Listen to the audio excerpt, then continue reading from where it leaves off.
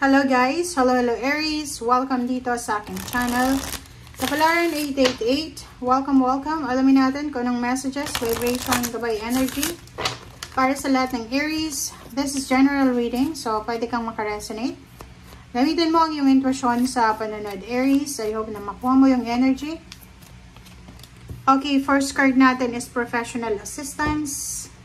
Number 7, 7 of diamonds, people. Okay. Okay, Aries.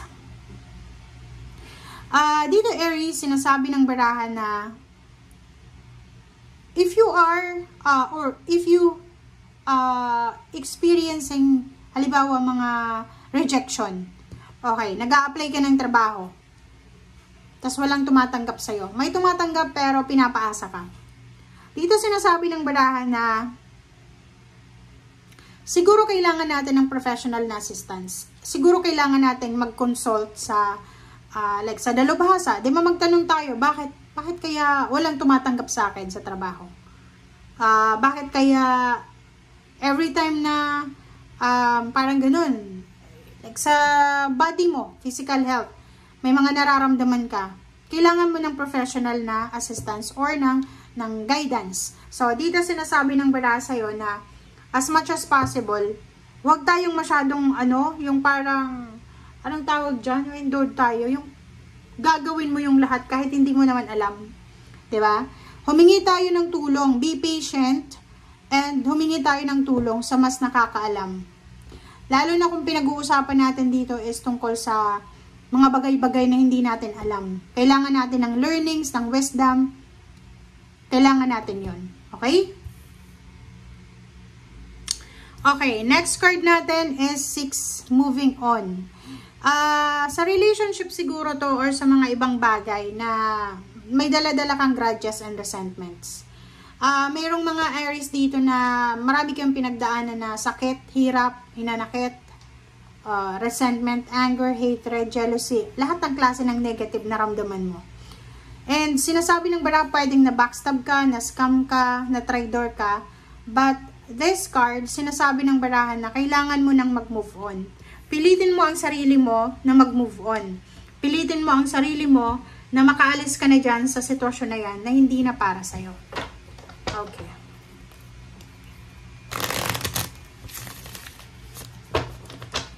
Aries.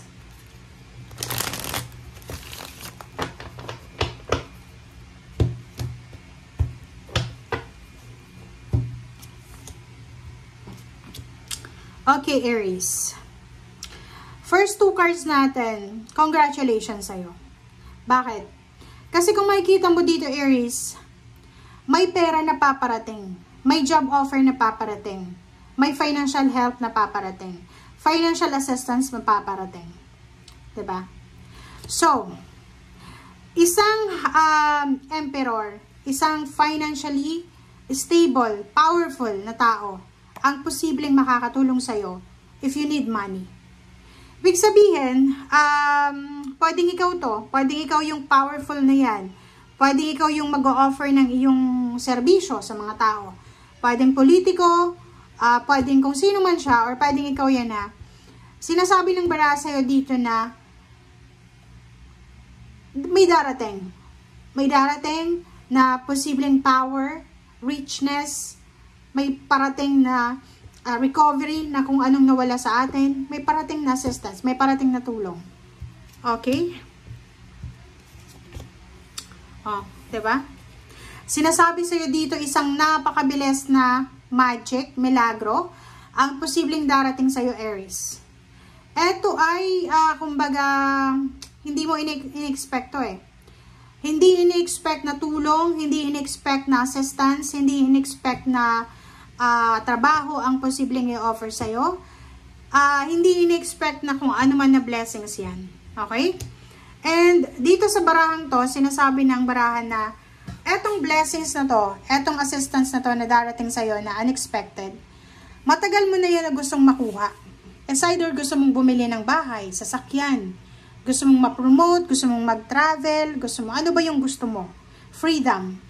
Dito sinasabi ng barahan na matagal mo siyang pinagpipray, matagal mo siyang minamanifest, And eto na, ibibigay na siya sa'yo ng universe. Ibibigay niya sa'yo to ng napakabilis. So, kailangan mong maging attentive. Kasi minsan, pag yung focus natin ay nasa ibang direksyon, hindi natin nakikita yung mga blessings na parating sa atin. Wow! Congratulations, Aries. Freedom talaga to eh. So, nakikita ko sa'yo dito, pwedeng you are restricted for almost 4 years, 9 months, 9 years, 1 year. Basta may naranasan kang restrictions. Yung restrictions na to is maybe long distance relationship kayo for 4 years or for several years. Pwedeng matagal kang nanirahan sa ibang bansa or sa ibang lugar. And dito sinasabi na you are free now, diba? You are free to start over. Start your family, to spend time with your family.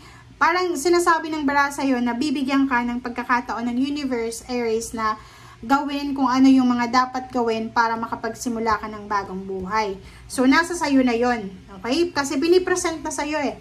Pinipresent na sa'yo ng universe kung ano yung mga steps na dapat mong gawin. So, kailangan natin ng initiative doon ha. Kailangan natin na gumawa ng action. Diba?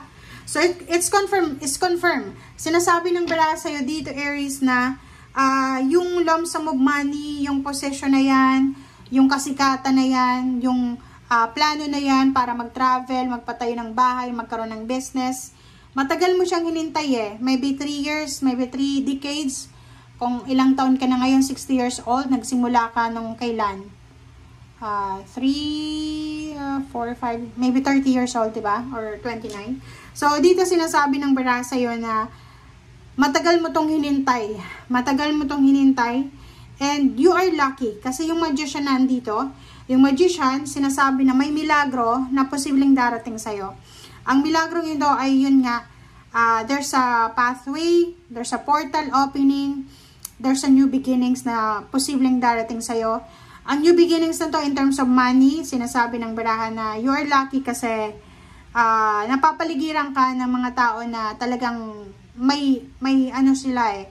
Ano bang tawag dito? Hindi ko alam kung ano yung ginawa mo sa past life mo.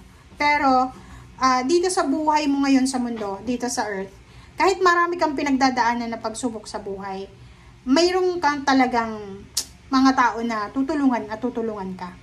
Eto, Aries, sinasabi ng baraha sa'yo na yung pera na to ay, kumbaga, hindi to i-hand out sa'yo. Diba? Yung parang ibibigay lang sa'yo. Ang perang ito, or yung financial success na to, ay kailangan mo tong pagtrabahuhan. Okay?